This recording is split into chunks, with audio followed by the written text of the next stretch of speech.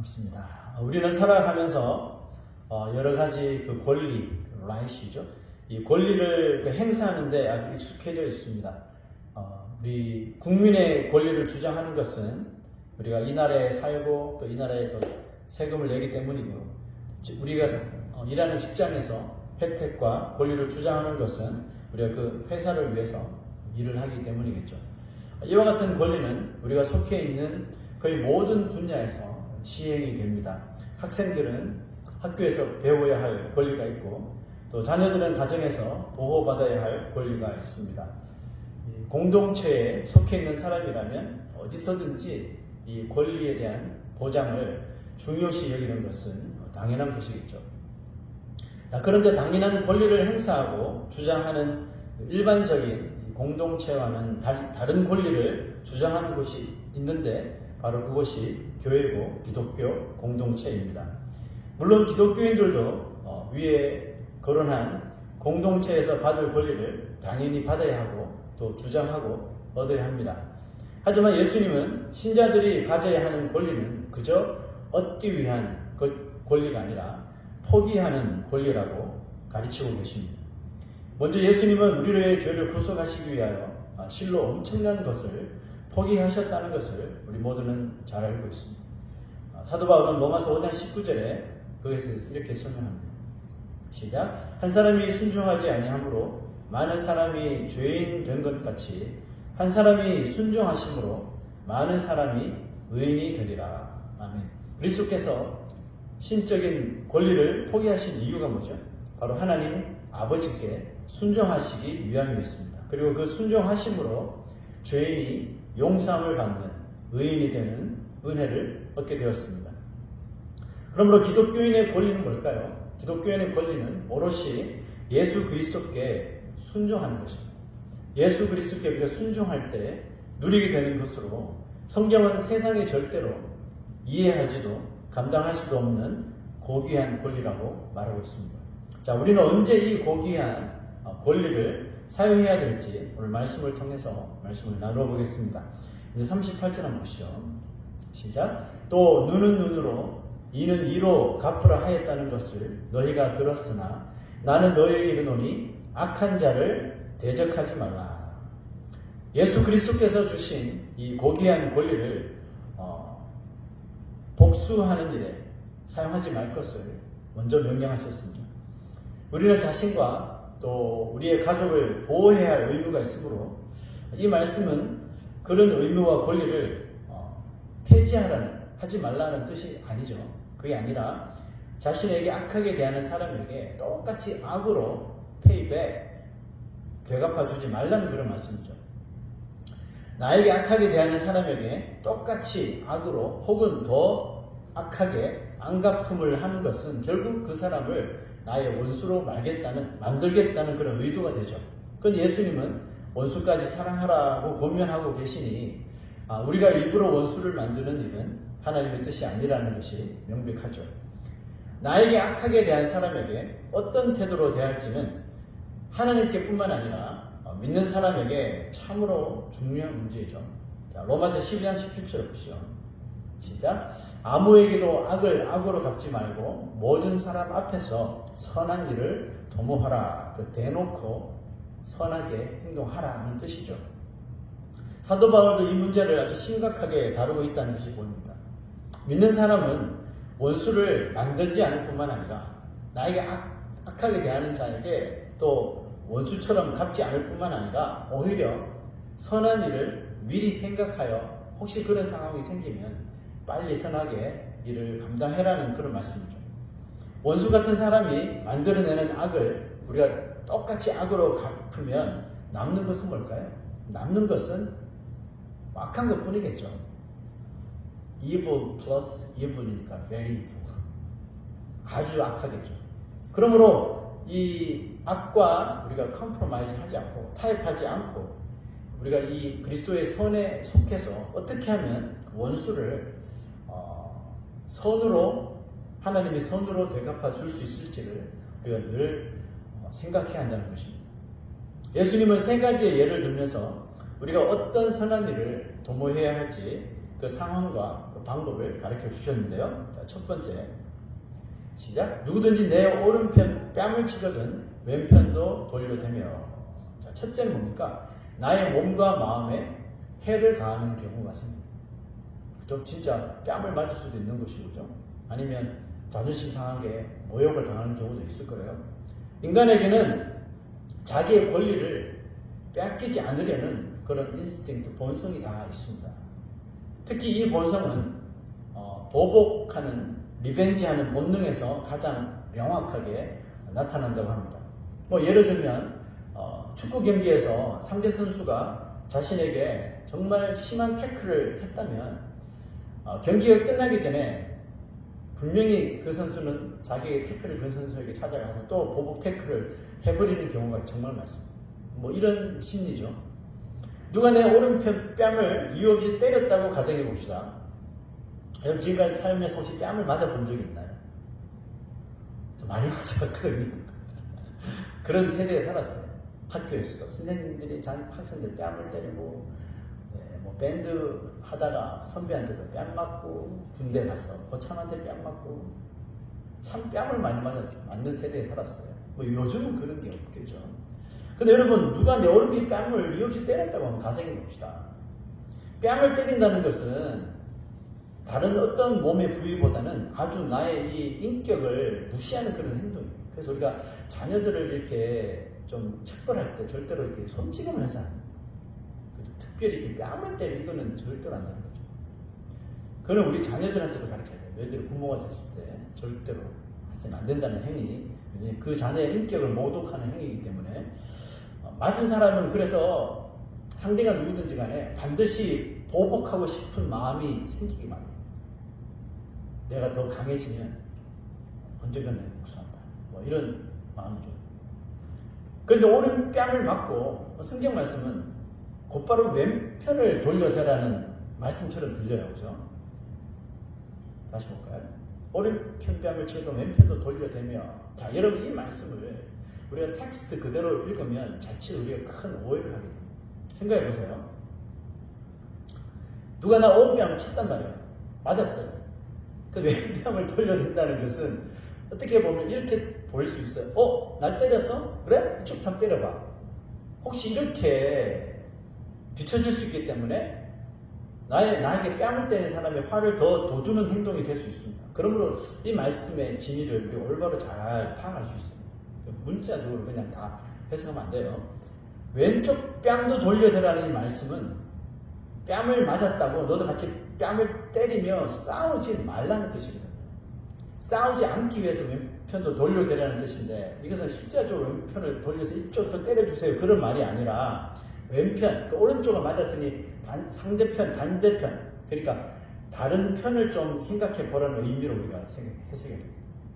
때렸으니까 왜 때렸을까?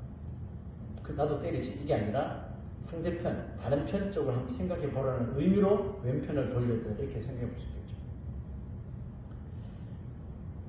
그래서 뺨 맞고 나도 뺨을 때리며 보복하고 싶은 마음이 생길 때 믿는 사람이 생각해야 할 왼편은 뭘까요? 다른 편은 뭘까요?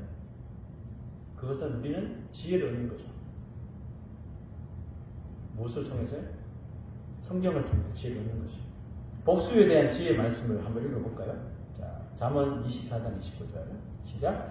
너는 그가 내게 행함같이 나도 그에게 행하여 그가 행한 대로 그 사람에게 갚겠다 말하지 말지니라.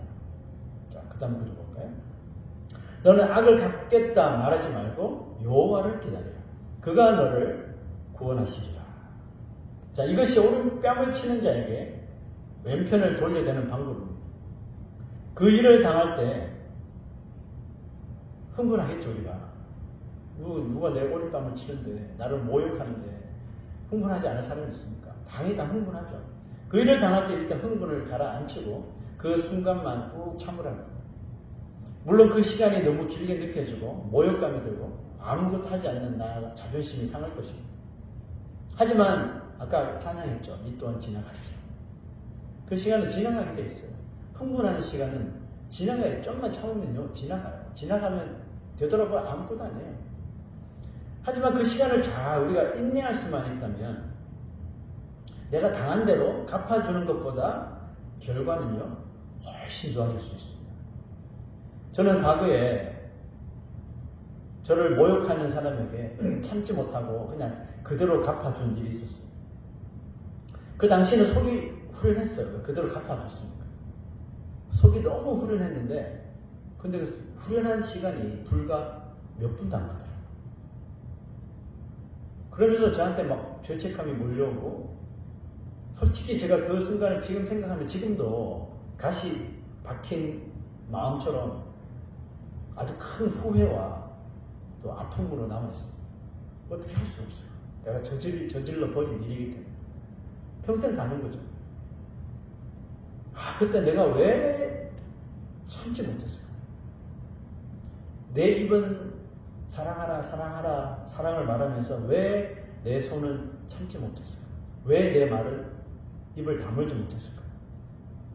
가슴이 저려오고 내 자신이 너무너무 부끄럽고 참 싫었습니다. 그 이후로 저는 그런 상황이 올 경우 어떻게 해야 되겠다는 나름대로의 그런 매뉴얼을 가지게 되었습니다.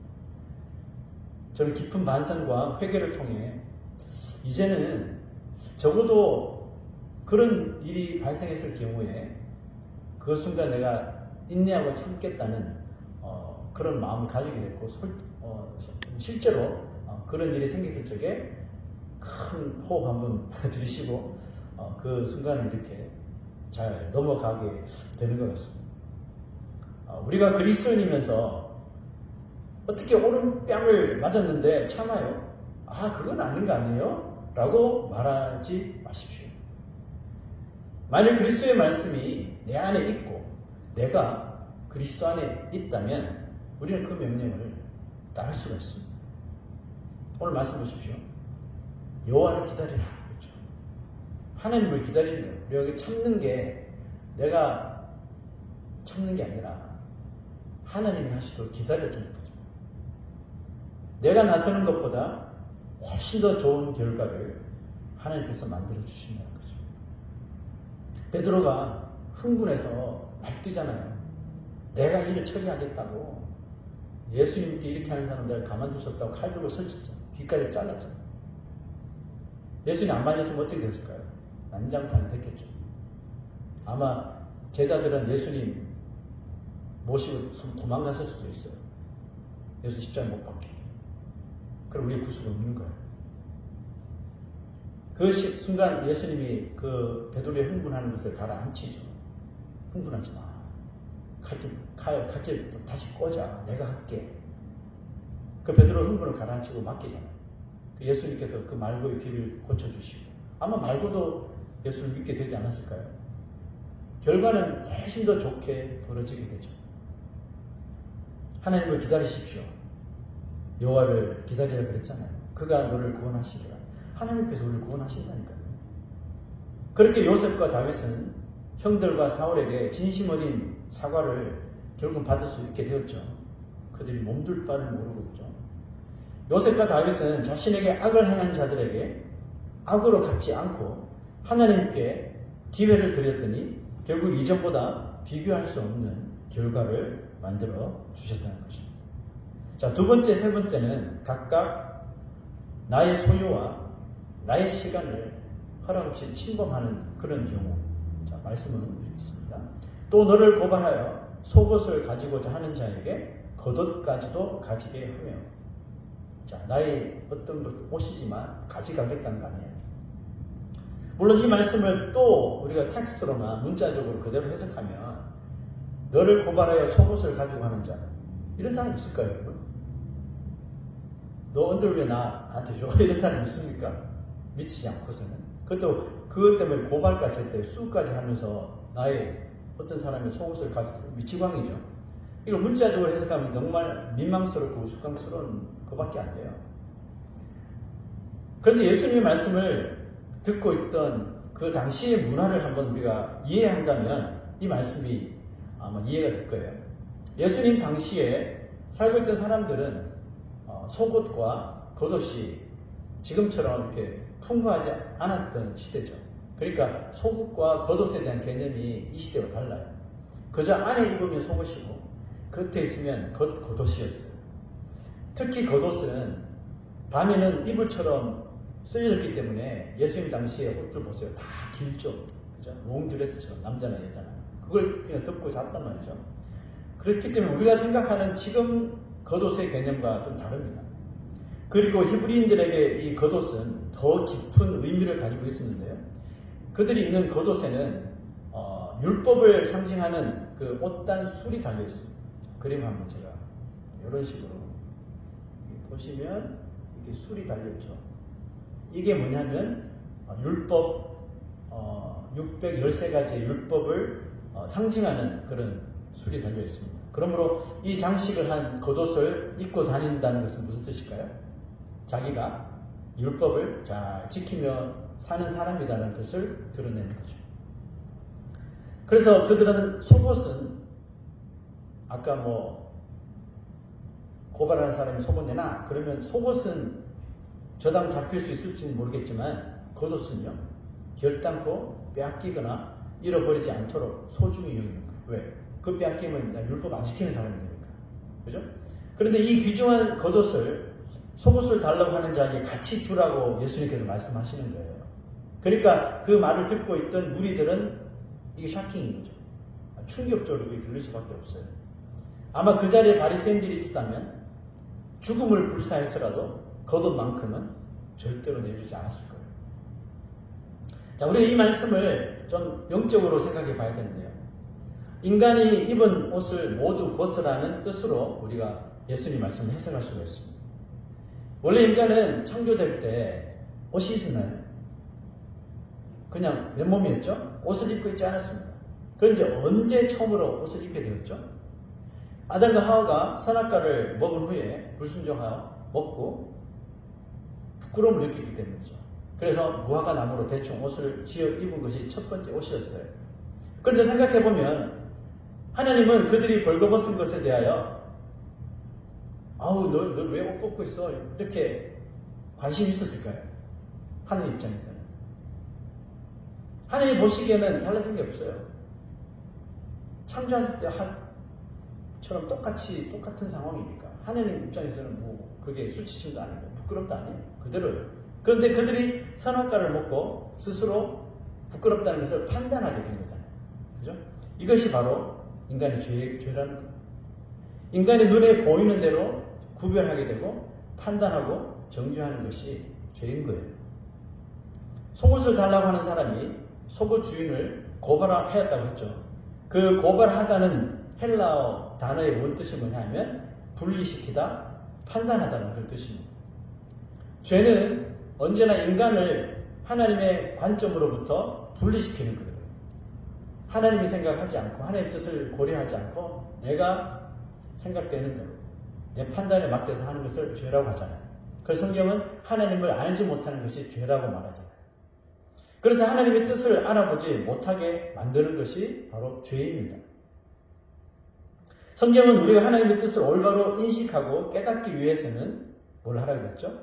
인간이 입은 옷을 벗으라고 했잖아요. 인간의 옷을 벗고 그리스도의 옷을 입어야 한다라고 말한 겁니다. 자, 로마서 13장 14절 시작. 오직 주 예수 그리스도로 옷 입고 정욕을 위하여 육신의 일을 도모하지 말라. 예수 그리스도로 옷 입으면 우리 마음대로 분리시키고 판단할 수 있는 이런 정욕을 피할 수 있다는 뜻이잖아요. 그리고 육신의 일보다는 하나님의 선한 일을 도모할 수 있다는 뜻입니다. 율법의 옷을 입고 있을 때 인간은 분리하고 판단하고 정죄하기 바쁘죠. 바리새인들이 그렇게 했잖아요. 그러나 예수 그리스도의 옷을 입을 때 우리는 이와 같은 상황에서도 너그럽게 용서하고 참고 인내할 수 있는데요. 자, 이런 상황입니다. 시작. 또 누구든지 너로 억지로 오리를 가게 하거든 그 사람과 심리를 동행하고 내게 구하는 자에게 주며 내게 꾸고자 하는 자에게 거절하지 말라. 이런 경우도 우리가 예수 그리스도로 옷 입을 경우에 너그럽게 용서하고 참고 인내할 수 있다는 뜻입니다.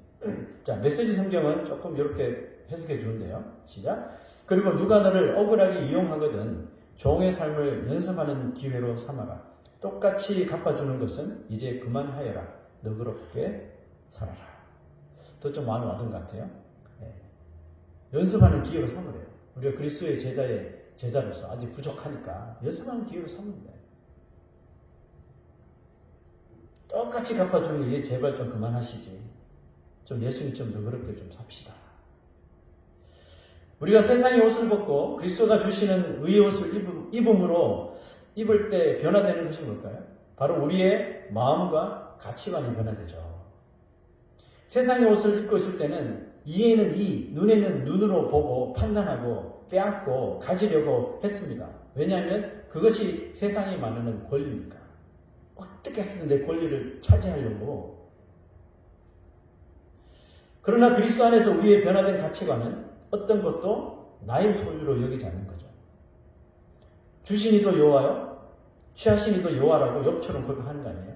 우리가 말만 그렇게 고백하고 행동을 하지 않습니까? 말과 행동이 같아야 되죠. 욥처럼 이렇게 고백한다면 우리도 욥처럼 하나님의 주권을 어떤 경우에서도 인정할 수 있어야죠. 이것이 바로 예수님이 말씀하시는 포기하는 권리죠. 인간들이 당연히 누려야 할 그런 권리를 예수님이 옷을 입으니 이거 내가 안 가져도 될 것 같아. 포기하는 권리. 이것이 바로 하나님 나라의 시민이 얻을 수 있는 권리라는 겁니다. 다르죠? 이 세상과 다르죠.